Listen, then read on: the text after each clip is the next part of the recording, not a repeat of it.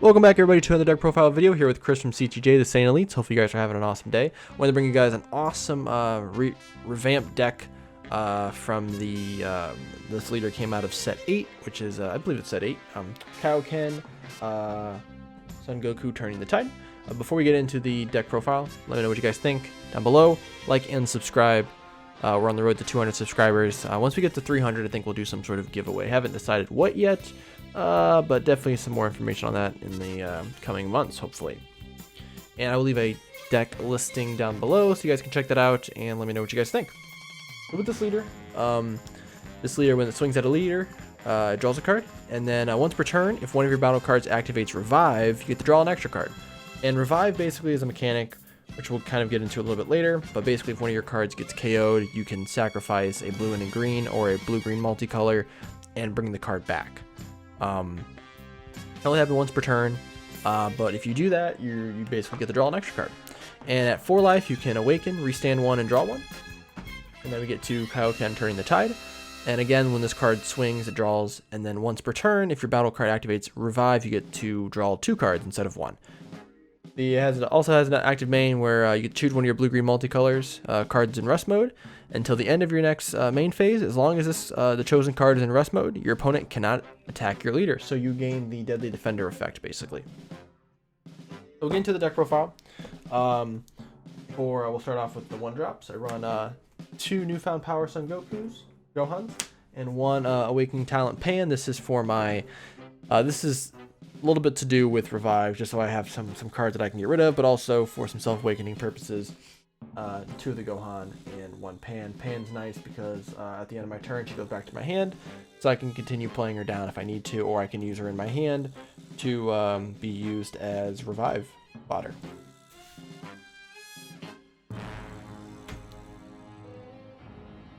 A newly added card to the deck is Beerus Godly Majesty. This card is actually really interesting. So for one, when this card is placed in the drop area from your hand by a battle card skill, which Revive counts as a battle card skill, if you don't have this card in play, you get to play it from your drop area. So you get to basically just play out this 15k for free just by dropping it. And then also has another effect which comes in super clutch later on with this deck is the active main. You pay 1 green, send this card from the drop to the warp, choose 1 card in your hand, place in the drop area, and then you can choose 1 card in your opponent's battle area with an energy cost of 3 or less and KO it. So you basically get to remove a card for free, basically, kind of, in a way. You pay 1 energy, drop a card, this card goes to the warp, and you get to basically kill the card. Now, obviously, it would be way better if it was an active battle, but active main is fine. Still a very cool card. We have 3 of the Son Gohan and Piccolo Pupil and Master. This card is really good. 15k barrier, has Revive, and when this card attacks, your opponent chooses 1 card in their hand and sends it to the drop. So it has some nice ways of hand destruction. This is nice because if this card's in rest mode, you can just choose this card and your opponent has to kill it. And it has Revive, so it can be brought back. And yeah, it's just a very good card for 3 energy. It's okay tapping out for this card, I feel, because once you swing with it, even if it's negated, you still get the KO. You still get to make them drop a card.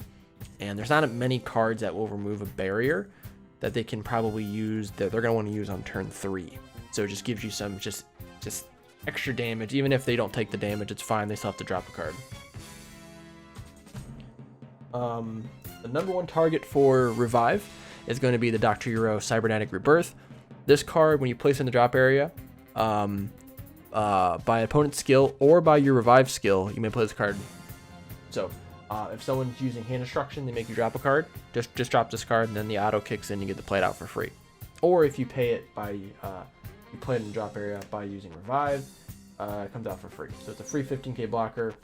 It can be an extra swing if you want it to.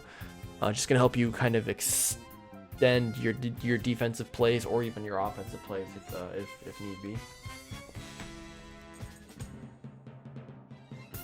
Check lands, 4 Android 17 and 1 Limitless Energy Android 17. We want to run as many Android 17 combination pieces as possible. You'll see why here in a little bit. This card's nice. If you do ever play it out for 4, you get to choose one of your opponent's battle cards to KO it. You'll probably never hard cast this card. It's never a really good idea. This card's pretty cool if you do hard cast it. You get to choose one of your opponent's cards in their combo area and place it in the drop, or place it at the bottom of their deck, and you negate that skill for the duration of the game. So, if you have one of these cards, you play it out on like your last swing, or like your last turn. Maybe you're going all in, play this, you go and you combo, and you just remove the first card. So helps out pretty well. So we run these. Why? Why do we run 5 17 targets? So we run 5 because we run 4 of the Hellfighter 17s, Evil Revived, 3-drop that has Barrier. Choose one Android 17 from your hand or your drop, put it under this card, and then you take 1 Super 17 from your deck or your drop area, enter cost of 4 and put it on top of it. And we run 4 of the promo Super 17 seconds to detonation. I love this card. I love this card. And it has so much usage. Obviously it hits by a lot. It's 20k. It's a 4-drop, so it gets hit by denial, it gets hit by hidden potential. But it's still just a really interesting card if you can play around it pretty well. So when you have this card on board, once per turn, when one of your opponent's battle cards is KO'd, you draw a card and your opponent drops a card from their hand. So if you swing at a card, kill it. If you use the Beerus effect here and KO a card, it counts. Certain other negates and other cards basically just removes them. So you can just pop cards and draw, which is super nice. We run 1 Android 21 and Bad Omen. I had 2 previously. 2 feels fine. I just didn't have enough room to add 2. But you play this card. You play this card from your energy. You get to choose one of your opponent's battle cards and their life and put it in the drop area. I was going to play multiple of these because I thought the card said KO, which if it did, it would work basically with this card. But since it doesn't, it says drop. It's not the same thing. So yeah, it doesn't actually work the same way. So I was a little disappointed, but that's okay. We have other cards in this deck that can do some pretty nasty KOing. 4 of the Android 18 super combos. We don't really need to draw too much because we do have the revive mechanic that we're playing around. So this just allows us to do some hand control on their side, pushing all their cards to the bottom of their deck. That way we don't have to worry about them. The big boy, Moscow, the Universe 3 Angel Rare. I have a proxy card here because my second one hasn't came in the mail yet, but I would run 2 in this deck. What this card is, it's a 5-drop blocker revive, 25k. When you play this card, you choose one of your opponent's battle cards and KO it. It instantly syncs up with that card. So if you have this card on board, you play this card out using the Super 17. Using the 17. Next turn, you play this card out. You play this card out maybe on turn. You're gonna hard cast this turn 5. You're gonna play it out, and when it comes into play, you KO a card. Then the second auto is you can KO this card when your opponent plays a battle card and draw. So if your opponent plays, let's say they play Heartfelt Plea out or something, you can KO this card, draw, and then use Revive, and then pull this card back, and then play it, and then KO that card. It's insane. Obviously, you can only activate Revive once per turn, but you can technically, if you can, in one turn, you can play this out, KO a card, they play another card, auto, send this card to the drop, draw a card, Revive, play it out, KO, they play another card, auto, send this card to the drop, and then draw one. So you can technically draw 2 cards in one turn. You just can't activate the Revive again. You're probably only gonna play one of these. I've on Untap. I've played it twice in one game. Never at the same time though. I feel like that'd be insane. It doesn't have barrier, unfortunately. It is 25k, so it's a little hefty. So they're gonna have to use something really big like Cease to Exist or a Beerus or something like that to pop it. But it's still a really big card. And if they play Beerus to pop it, as soon as they play Beerus, you can just auto and send it, and just KO it. So basically, how that would work is they would announce, play Beerus. We go to your turn.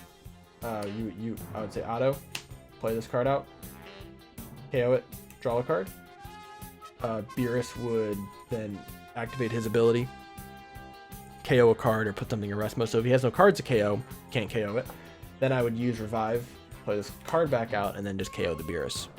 So you basically can just remove his heartfelt target with not really having to lose too much. Obviously, you have to drop either a blue or a green or a multicolor from your hand.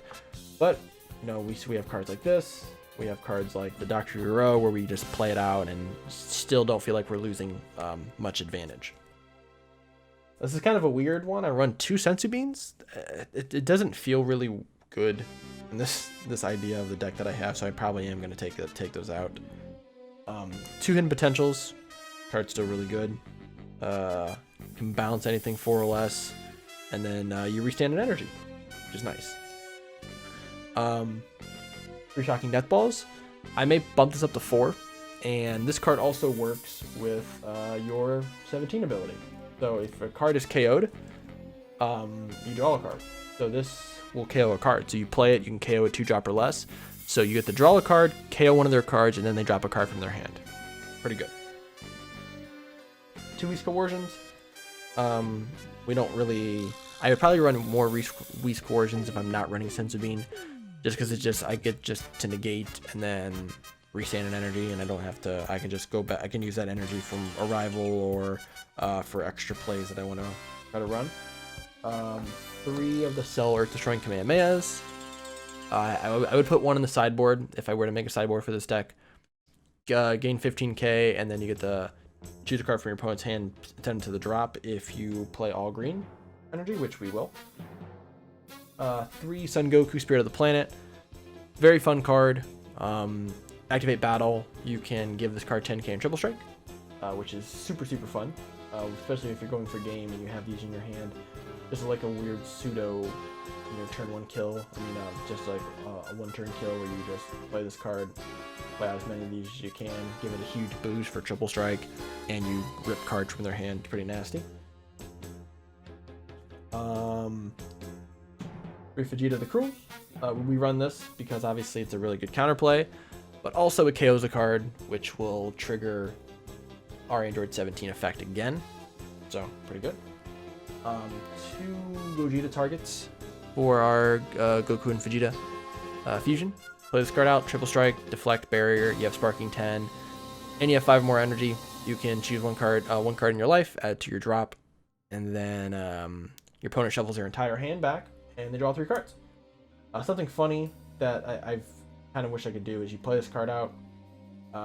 Next, you swing, do whatever next turn. If you have any of these in your hand, you just play them, and basically you just remove their whole hand already because of Gogeta, and then you can just use the Cell to just remove the remaining cards. And then 1 Super Saiyan 4 Vegeta. This card just keeps getting better, honestly. This card dropped about $100, about $95, $98 a few months ago, and now it's back up to almost $140. This is an insane secret rare to have. So glad I was able to trade for it. If it's on your turn, it gets double strike, crit, and triple attack. So you attack 3 times for 2 crit damage each. So a total of 6 damage. It's insane, and it's crit. If you play it out on your opponent's turn, you can ignore Barrier and place a card in one of your opponent's battle cards in the drop area, and then ramp 2. So if you absolutely have to play it out for defense, you can. It's not super good defensively, but I've done it where I've had to stop a card from trying to kill me, and it basically just resets their board, and they have to try to find another win condition, and you have this on board. Obviously, it's not as good once you do that because it loses to double strike and crit and triple attack, but it's still just an amazing card. Definitely should try to run this in your deck if you can. Well, that is my Kaioken deck. Hopefully you guys enjoyed this video. Let me know what you guys think down below. Like I said, there will be a deck listing below so you guys can check out the cards, check out the prices, see what you guys like. And then give me some ideas of what you guys would change, or if nothing at all, if you guys would just run a deck like this. Follow us on Facebook and Twitter, same name as the YouTube channel. There'll be links in the description below, and like and subscribe. I'll see you guys in the next video.